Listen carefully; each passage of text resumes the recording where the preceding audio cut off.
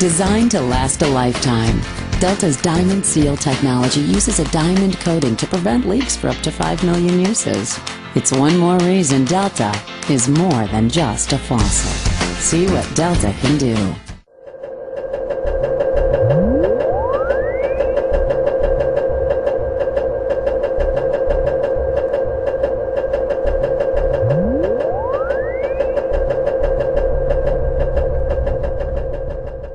Excellent work, Billy. It doesn't matter. Santa's a monster and Christmas is ruined. Don't say that, Billy. But I just did. Billy, you are what Christmas is all about. So if Santa stays a vampire, can I have the sleigh? Billy, you're the only one who's ever offered me any help. You're the only one who's ever showed me any goodwill. Do we have pie? You will always have a special place in my heart and in the New World Order. Ghoulish isn't our vampire, Mrs. C. Maybe you can ask Santa what he saw before he was bitten. Right. Retrace his steps. Maybe pull a couple of his teeth for DNA samples. Mandy, I'm getting presents in the New World Order! Mrs. Claus said so! Now off to the cellar with the lot of you. Christmas won't save itself. Well, look at that. Your scythe is filthy. Let me clean that up for you. Oh, thanks. This isn't right. Well, I was in the FBI for 27.5 years, and at the time of my retirement in 1979, I was the senior special agent in charge of the FBI Los Angeles office. I developed information personally about just extensive corruption in the government, not only at the federal level, but all the way down to the city and state level across this country.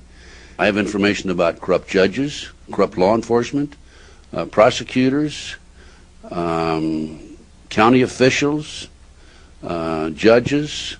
It involves drugs, involves pornography, involves prostitution, it involves cults, pedophilia. The bottom line is to take over the country and the world. For what, though? Power, greed. This goes back over 200 years, back to 1776, with the establishment of an organization known as the Illuminati. And if your listeners don't know what the Illuminati is, they need to run down to the library and look it up and do some research, because on May the 1st, 1776, a fellow named Adam Weishaupt, German, set forth 25 goals at the request of the Rothschild group that they needed to initiate in order to take over the world. We're talking about destroy the sovereignty of countries and destroy religions. And that's where it really started in modern day. And right today, believe it or not, and we have the documentation for this, we are probably 90%, their goals have probably been filled at the great rate of about 90%.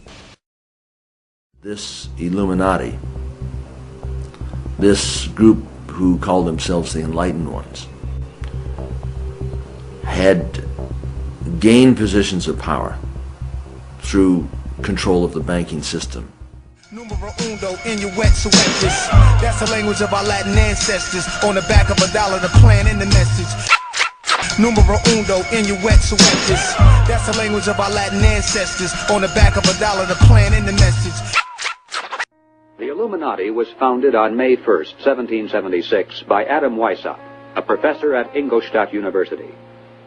Weishaupt obviously had been a serious student of the occult, for many of its bizarre features and symbols were incorporated into his organization.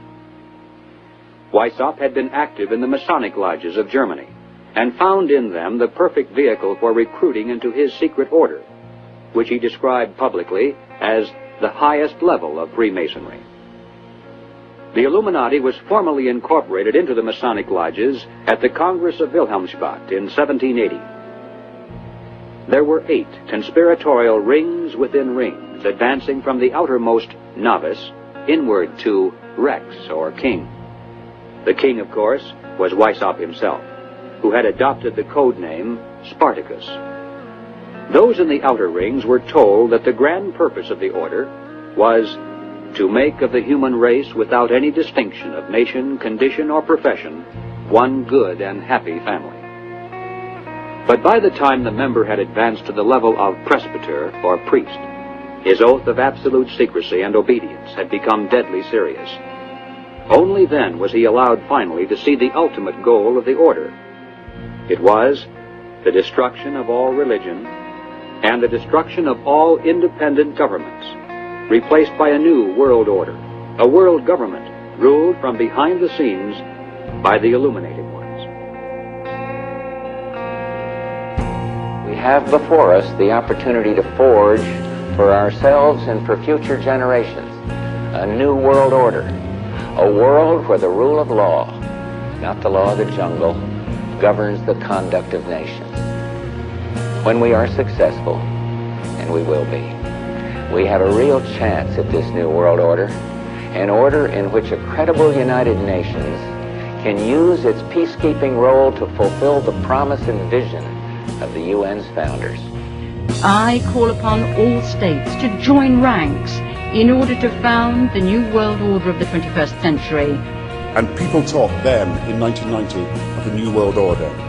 What they actually meant then was a new political order. And the question for us is how we meet and master all these challenges to ensure that Britain enhances its competitiveness in the process and realizes what I believe is our destiny of success in this new world order. So, in conclusion, ladies and gentlemen, a new world is emerging. It is a new world order with significantly different and radically new challenges for the future. On the back of the dollar bill, you see the symbol on the left-hand side of the bill, which is annuit coeptus, which means our enterprise is now a success, or our enterprise is crowned with success. Annuit coeptus. So you're saying, fine, so you have an enterprise and is now crowned with success. What enterprise are you talking about? Novus ordo seclorum. Novus is novus, meaning new. Ordo is order, and seclorum is where we get the word secular, meaning the world. So it's new order of the world, the new world order. George Bush's new world order is now a success. Bill, you've heard an awful lot of dramatic speeches and seen dramatic moments in times of great gravity for the nation. How would you assess this evening? This was a stirring address, in my view, shorter than his father's speech when he announced the New World Order, shorter than his father's speech when he announced the New World Order.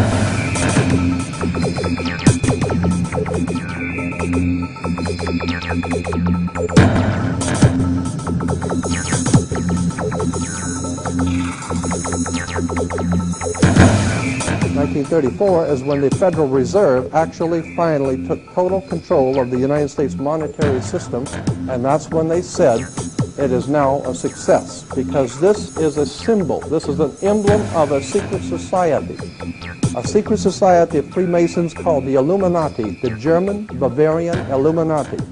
They were a secret society founded in the south of Germany. They were called the Illuminati, the illuminated ones, the enlightened ones. The triangle at the top with the light emanating from around it is Horus, the god of the ancient Egyptians. Of course, this is an Egyptian pyramid. You don't find pyramids in America, you find them in Egypt. And that pyramid is the symbol of the eye, was in the Egyptian religion Horus, which was the newborn sun. Every morning when the sun came up, his name was Horus. Anyway, there are 13 layers on the pyramid. 1776 was when this secret society actually formed itself into a secret society and put itself into operation. They were the basis for what we call today in our country the Bavarian Illuminati was the basis for what we call today the Colombian faction. The Colombian faction of the Illuminati came here right after this government was formed, and that's where we get today this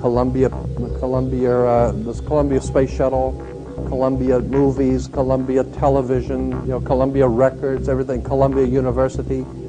As a matter of fact, Columbia TV, Columbia Broadcasting System, CBS. What is the symbol for CBS? It's the all-seeing eye. And that's why our government is in the District of Columbia, because these guys own our government. They print our money, and they own not only the government, but they own you. You are their property. So, in other words, these guys print the money, they run the country, and they own you, and they own everything around it. And so they make the laws, And that's why they can decide who can kill who and who can get away with who and who can get away with whatever, because they make the laws and they decide, all right? As I said to you before, there are 13 layers in this pyramid. There are 13 letters in Anno Coeptus, but 13 is a very important number to this secret society. There are 13 stripes, there are 13 stars here, which make up the Star of David. The 13 berries, there are 13 leaves, 13 arrows. There are 32 feathers here and 33 feathers there. Everything is done in sequence of 13. 13, of course, is based on, this is what we call Masonic symbolism. Freemasons designed this dollar bill. Everything is done in sequence of 13, and again, I draw your attention to the fact that you have 13 stars here, which collectively make up the Star of David. There's a reason why. On the $1 bill at the top, you'll see this little image right here. But if you blow it up from an actual photograph, you'll see it is it's a little owl. It's a symbol of the Bohemian Society. The Bohemian Society meets in California on the last 2 weeks of July of every year.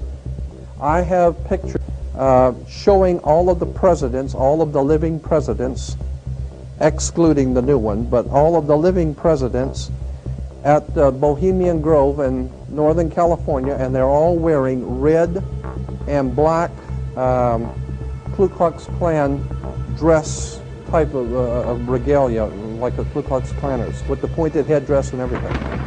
And I mean, that's quite a sight to see presidents dressed like Ku Klux Klan members, right? And they're standing in front of a big open pit of fire, and behind them is about a 20 to 25 foot owl behind them.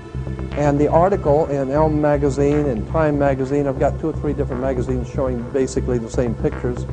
It says that the presidents meet with all of the heads of industry throughout the world, all of the heads of state throughout the world, and all of the most important wheeler dealers in this country, and they all meet up in Northern California, and they have rituals where they go before the owl after midnight. And what a picture you got, with all the presidents dressed up like Ku Klux Klanners with black and red robes on before an owl. And these are your presidents of this country. And the reason why they chose the owl is because the owl is a symbol used in Europe by secret societies, because the owl is wise, because it sees things in the dark. And the implication is, of course, that's why they're where they are, because they're very brilliant and they know things that you don't know.